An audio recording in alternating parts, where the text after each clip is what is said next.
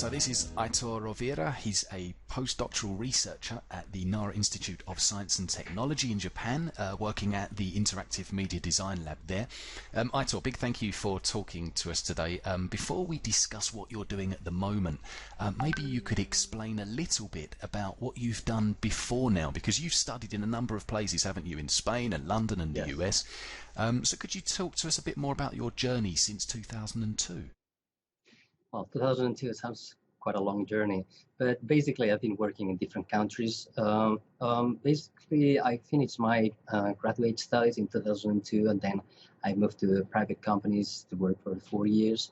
But then I realized that I just wanted to work on something different, and I joined back the university, and I studied my master's degree. It was about computer graphics and virtual reality.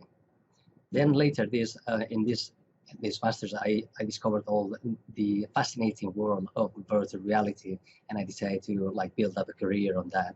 So this took me to first in the US for 7 months in 2007, and 2008 I joined University College London for 6 years, and nowadays I'm here in Japan in Nara.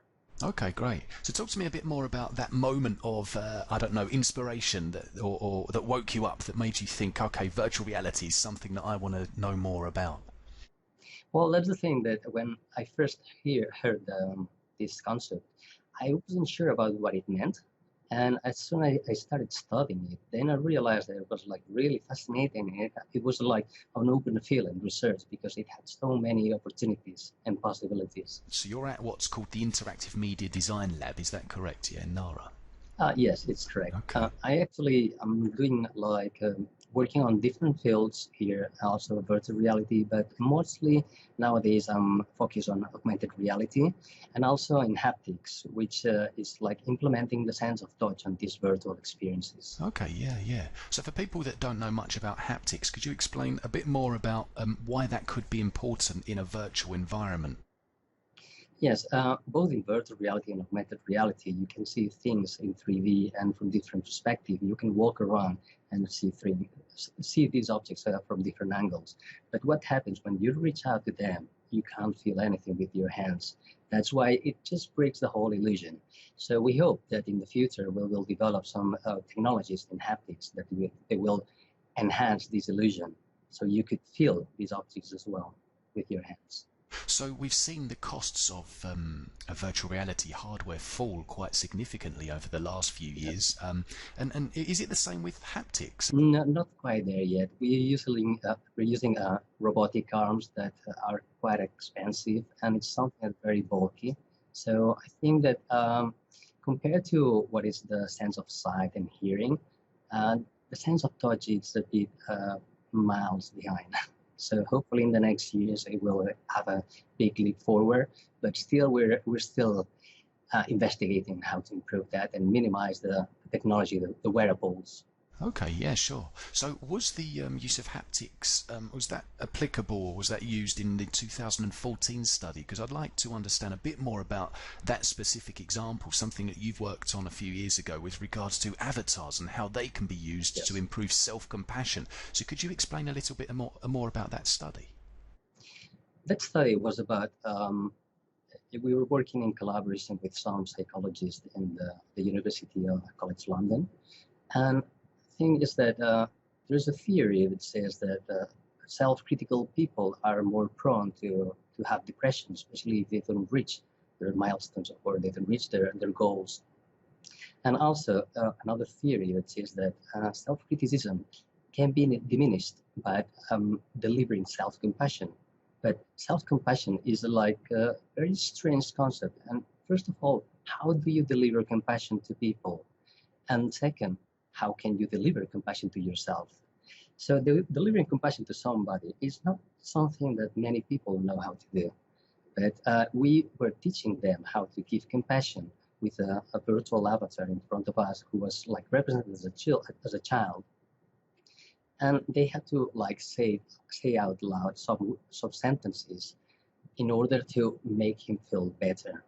Then on the second half of the scenario, what we were doing is putting the people into the perspective of the child and seeing themselves, another avatar, playing back all the body language that they did and all the audio, all the things that they said.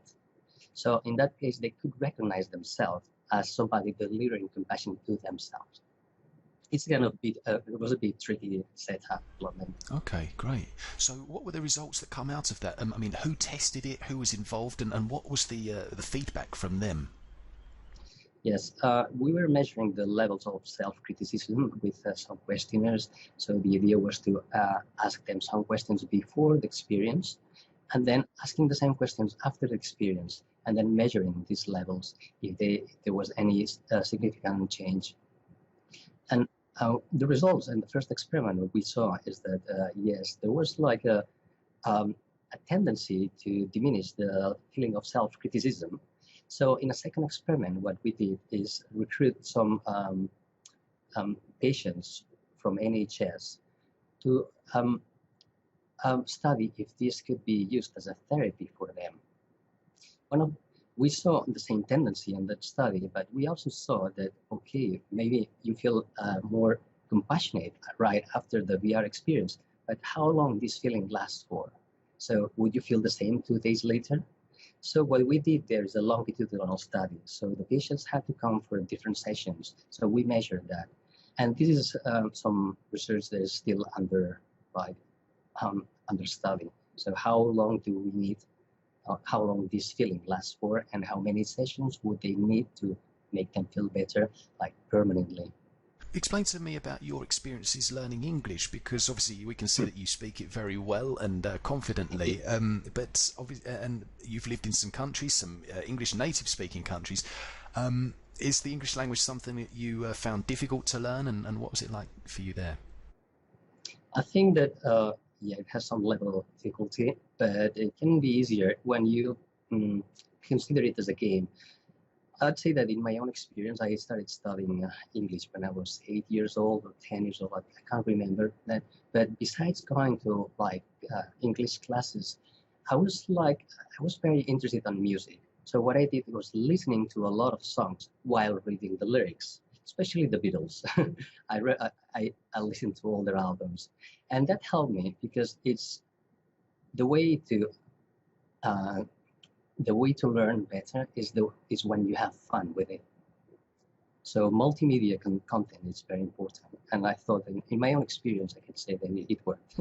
Yeah, sure, absolutely. So, with the studies you've been involved with regards to self-compassion building and compassion for others, and also the haptics, how could we mix all that together possibly to, for language learners, for example, maybe even to develop self-compassion before learning a language, about actually understanding what it's like to feel like a non-native speaker in a country? Do you think there are crossovers there? Yes. To learn language is one of the most effective way is to go to a country that they speak that language, right? So virtual reality allows this possibility to put people in the situation. And even though they know it's a simulation, there are some mechanisms that people, to some extent, react authentically. So that would allow to put people in a situation that they feel like they are in London, even though they might be like physically speaking in any other country in the world. So, and then representing, putting in the scenario other people who speak good English and they have to carry on with the conversation. I think that this would be a good idea to make the experience more engaging.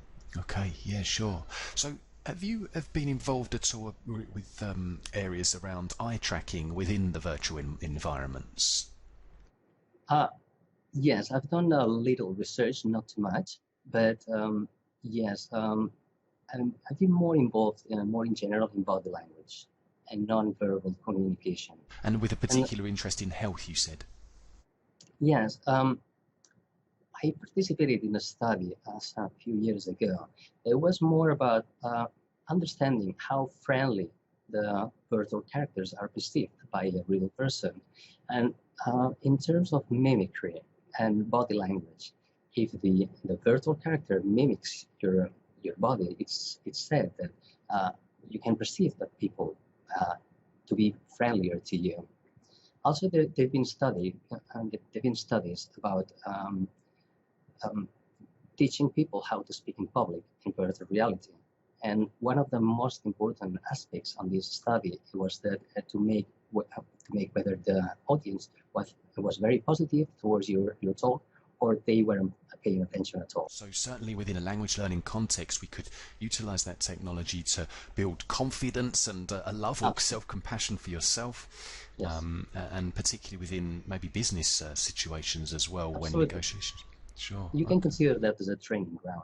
And you can put any scenario, how many people, and you can, since it's computer generated, it's very easy to change the parameters in terms of how many people are in front of you, or how receptive are to you, or any other physical aspect of them on how they react to you. Okay, great. So in terms of looking to the future then, where do you see VR going? Obviously, we've seen, as we said before, reduced costs in hardware and gyroscopes in smartphones, which is making it, more of a mass market opportunity. So where is VR going? Where do you see it going? And what excites you about the future? Yeah. The near future, or even I would say the present, is in entertainment, right? So to watch movies or to play video games. Of course, I'm more interested on trying to find applications of this technology in other fields beyond entertainment. And I'm more interested in non-technological fields, like, for instance, health sciences. I hope that this will carry on. There's a big hype nowadays, and maybe it can be a big wave.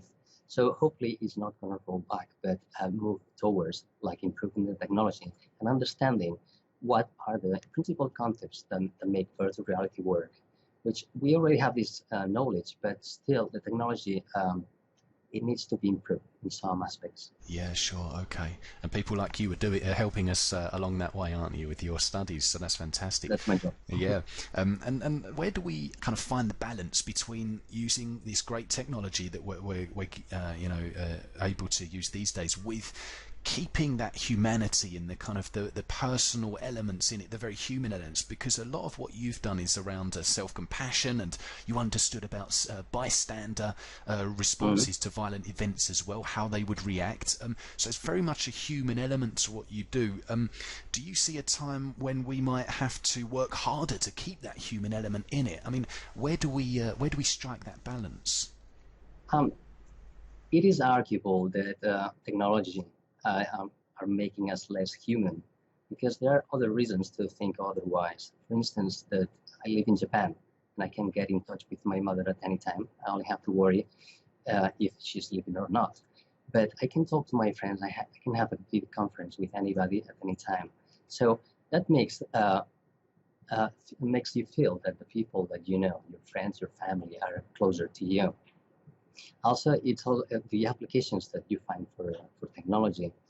I think that this feeling of disconnection from reality comes because there's a lot of like controversy or a lot of discussion about whether video games are making people more or less violent, or if there's any effect to it. But I want to think that technology has many other applications that are not well known for the general audience. So in other words, we could say guns don't kill people, people do, and technology doesn't kill people. Human desire to interact with other humans does. Ultimately, we are responsible for how we interact with our fellow humans, and the technology isn't the one in control. So yeah, I see your point, absolutely. Okay, Aitor, well, it's been a pleasure talking to you. Really appreciate your your input and hearing a little bit about what you've been involved with. Maybe we'll talk to you again in the future as the technology evolves, and to catch up with what you're doing. But yeah, thank you for your time, and have a great day. The pleasure is mine. Thank you. Thank you.